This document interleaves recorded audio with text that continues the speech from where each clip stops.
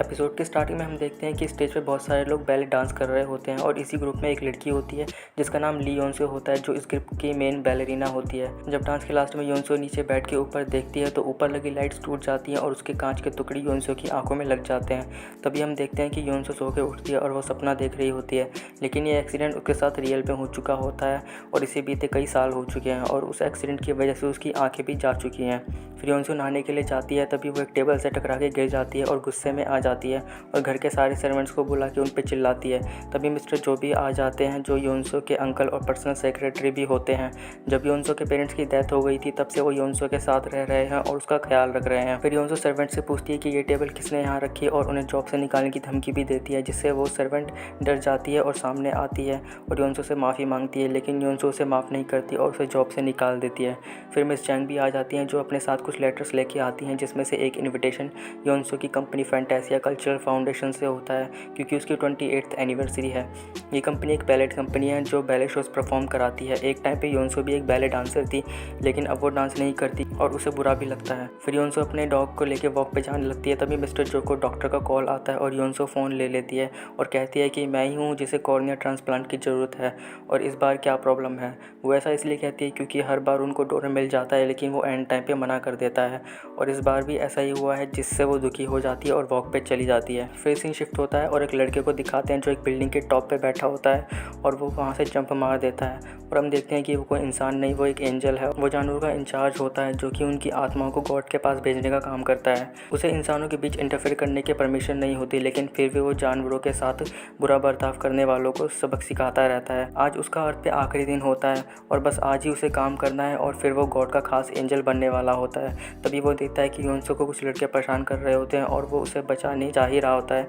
तभी योनसो उन लड़कों को पीट देती है, क्योंकि उसे अंधे हुए 3 साल हो चुके हैं और अब उसे आदत हो चुकी है और उसे इतना पता लग जाता है कि कौन कहाँ पे खड़ा है और वो लड़के भी वहाँ से भाग जाते हैं। उसके बाद योनसो एक ब्रिज के पास जाके रोने लगती है, क्योंकि वो देख नहीं सकती, जो उसे काफ़ी बुरा फील करवाता है और इसी वजह से लोग उसे परेशान भी करते हैं और वो एंजल भी ये सब देख रहा होता है। और फिर योनसो एक बेंच पे जाके बैठती है और एंजल भी उसके साइड में आके बैठ जाता है। तभी योनसो कहती है कि कौन है यहाँ और मेरी परमिशन के बिना कैसे बैठे। ये देखकर एंजल काफ़ी शॉक हो जाता है, क्योंकि एंजल को ना ही कोई देख सकता है और ना ही कोई सुन सकता है। योनसो कहती है कि मैं देख नहीं सकती, इसका मतलब ये नहीं कि मुझे कुछ नहीं पता और मैं तुम्हें सुन भी सकती हूँ और सूंघ भी सकती हूँ। वो एंजल पे अपना डंडा रखती है और एंजल बोल पड़ता है और वो देखता है कि वो उसे सुन भी सकती है। वो शॉक हो जाता है और सोचता है कि ये कैसे हो सकता है और योनसो कहती है कि तुम एक लड़के हो, मैंने अभी कुछ लड़कों को मार के भगाया है, तो सोच समझ के बैठना। एंजल कहता है कि ये बेंच तुम्हारा नहीं है, गॉड का है और मैं यहाँ बैठ सकता हूँ। फिर वो गॉड के बारे में बातें करने लगता है, लेकिन योनसो को गॉड पे बिलीव नहीं होता और वो एंजल उसे और भी अच्छे से समझाने की कोशिश करने लगता है। तभी योनसो उसे पकड़ लेती है और पूछती है कि तुम कौन हो और यहाँ पर क्यों आए हो। तभी वहाँ पे मिस जंग आ जाती है और योनसो मिस जंग को उसे पकड़ने के लिए कहती है, लेकिन मिस जंग को कोई नहीं दिखता, क्योंकि वो वहाँ से भाग चुका होता है और वो कहती है कि यहाँ कोई नहीं है। फिर योनसो चेक करने लगती है, तभी उसे एंजल का रुमाल मिल जाता है जो भागते वक्त नीचे गिर गया था। फिर सीन शिफ्ट होता है और हम देखते हैं कि मिस्टर जो मिस जोई से मिलने आए हुए हैं, जो योनसो की आंटी है और उस कंपनी को भी चला रही है। कल योनसो के पेरेंट्स की डेथ की एनिवर्सरी होती है और कल ही के दिन उसकी आंटी ने कंपनी में प्रोग्राम रखा होता है। तो मिस्टर जो कहते हैं कि प्रोग्राम को नेक्स्ट वीक रखा जाए, लेकिन मिस जोई ऐसा करने से मना कर देती है और वो कहती है कि इस कंपनी को मैं चला रही हूँ और क्या होना चाहिए और क्या नहीं ये मैं ही डिसाइड करूँगी। फिर मिस्टर जो कहते हैं कि मुझे पता है कि कुछ लोग हैं जो नहीं चाहते कि योनसो की आके वापस आए और उसे डोनर मिल जाता है, लेकिन एंड टाइम पे वो कैंसिल हो जाता है। मैं ये पुलिस को इन्वेस्टिगेट करने के लिए कहने वाला हूँ और उसके पीछे जो कोई भी है मैं उसे छोड़ूंगा नहीं। इतना कह के वहाँ से चले जाते हैं। मिस्टर जो ने ऐसा इसलिए कहा क्योंकि ये सब उसकी आंटी ही करवा रही हैं, क्योंकि अगर योनसो की आके वापस आ गई तो उसकी आंटी को कंपनी छोड़नी पड़ेगी और योनसो कंपनी को टेक ओवर कर लेगी। इसलिए वो उस डॉक्टर को धमकाती है और कहती है कि इसके बारे में किसी को पता नहीं चले। फिर रात में योनसो उस एंजल के रुमाल को लेके उसी के बारे में सोच रही होती है और उधर वो एंजल भी यही सोच रहा होता है कि वो मुझे कैसे सुन सकती है। फिर वो एंजल एक चर्च में जाता है जहाँ गॉड का एक खास एंजल होता है और जो उस चर्च में एक फादर के काम कर रहा होता है। उसका नाम हो होता है और वो एंजल का अच्छा दोस्त भी होता है। वो एंजल को डांटने भी लगता है, क्योंकि वो बार बार इंसानों की लाइफ में इंटरफेयर करता रहता है और वो उसे वार्निंग भी देता है, अगर उसने ऐसा फिर से किया तो वो गायब हो जाएगा धूल की तरह। फिर एंजल कहता है कि आज मेरा आखिरी दिन है और मैं ऐसा कुछ नहीं करूँगा। तभी वो देखता है कि उसका रुमाल उसके पास नहीं है। उसे याद आता है कि जब उस लड़की ने उसे पकड़ा था तो वो वहीं गिर गया था। वो उससे कहता है कि अगर तुम्हें कहीं जाना है तो जाओ आओ, लेकिन कल रात 12 बजे से पहले यहाँ आ जाना। फिर एंजल उस रुमाल को ढूंढने चला जाता है क्योंकि वो रुमाल उनके लिए काफ़ी इंपॉर्टेंट होता है और उसके बिना वो गॉड का खास एंजल भी नहीं बन पाएगा। योंसो अपने रूम में होती है और काफ़ी परेशान होती है क्योंकि इस बार भी कॉर्निया डोनर ने मना कर दिया था। मिस्टर चो रूम में आते हैं और योंसो से बात करने लगते हैं, लेकिन वो उनसे बात नहीं करती। तभी हमें एक फ्लैशबैक भी दिखाया जाता है 1999 में।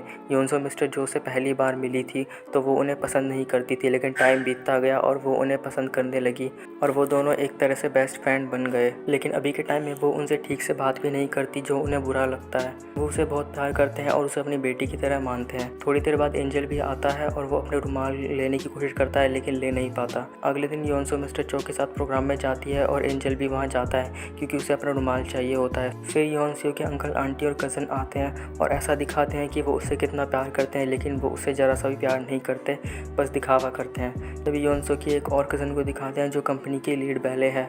योंसो को लोग वहाँ पे अजीब तरीके से देख रहे होते हैं और बात कर रहे होते हैं। तभी योंसो वॉशरूम का बहाना लेके वहाँ से चली जाती है। मिस्टर चो प्रोग्राम देखने चले जाते हैं और जब डांस स्टार्ट होता है तो योंसो भी एक खाली जगह पे उसी गाने पे डांस करने लगती है। योंसो की आंटी ने उसके लिए प्रेस कॉन्फ्रेंस रखवाई होती है जिसमें योंसो अपनी अंकल और आंटी को काफ़ी बुराई करती है और वहाँ से जाने लगती है। फिर उसकी आंटी आती है और उसे काफ़ी सुनाने लगती है और कहती है कि तुम दिखाना चाहती हो कि हम बुरे हैं और तुम अच्छे हो और तुम्हें बिल्कुल तमीज़ नहीं है बात करने की। योंसो कहती है कि मुझे पता है, आप मुझे देखकर हंसी थी जब मेरी आंखें चली गई थी।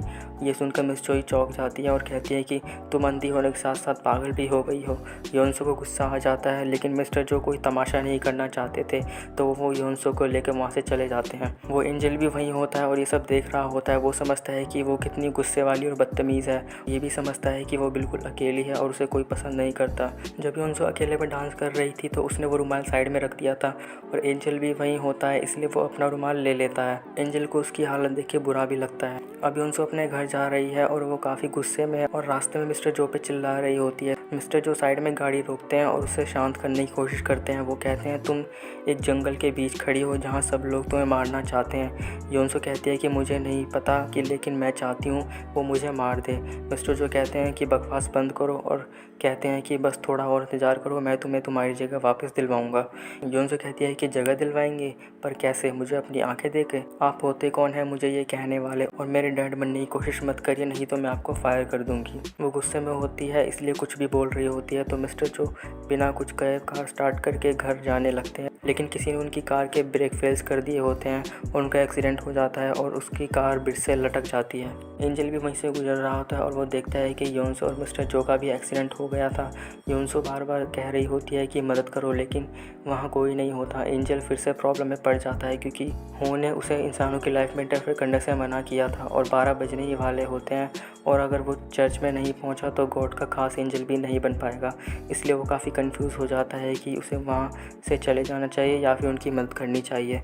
तभी उसे कुछ याद भी आने लगता है जिसमें उसे एक छोटी लड़की भी दिखती है और फिर योंसो बोलती है कि मदद करो, मुझे जीना है, और गाड़ी ब्रिज से नीचे गिरने लगती है और एंजल खुद को रोक नहीं पाता और टाइम स्टॉप हो जाता है और गाड़ी हवा में रुक जाती है और एंजल उड़ते हुए नीचे जाता है और योंसो को देख के कहता है मुझे ये नहीं करना चाहिए था, और एपिसोड यहीं ख़त्म हो जाता है।